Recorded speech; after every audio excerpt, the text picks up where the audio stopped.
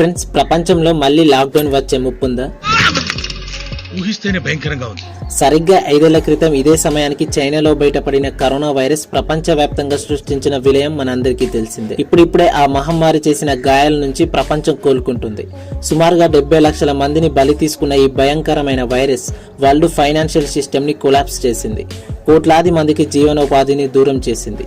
తాజాగా అదే చైనాలో మరో డేంజరస్ వైరస్ పుట్టింది. దాని పేరు HMPV, అంటే హ్యూమన్ మెటాన్యూమో వైరస్. ఈ కేసులు చైనాలో భారీగా పెరుగుతున్నాయి. ఈ వైరస్ బారిన పడిన వారితో అక్కడి హాస్పిటల్ సీన్స్ సోషల్ మీడియాలో చూస్తుంటే ఈ వైరస్ వ్యాప్తి ఎంత డేంజర్ గా ఉందో తెలుస్తుంది. ముఖ్యంగా చైనాలో 14 నార్త్ ప్రావిన్స్లలో ఈ వైరస్ వ్యాప్తి వేగంగా ఉన్నట్లు తెలుస్తుంది. డిసెంబర్ 16 నుంచి 22 మధ్య ఇన్ఫెక్షన్స్ తో చైనా ఆసుపత్రుల్లో చేరిన వారి సంఖ్య విపరీతంగా పెరిగిందని చాలా రిపోర్ట్స్ చెప్తున్నాయి. దీంతో కోవిడ్-19 తర్వాత HMPV రూపంలో మరో ముప్పు ప్రపంచానికి పొంచుందేమో అన్న సందేహం ప్రపంచ దేశాలను భయపెడుతుంది.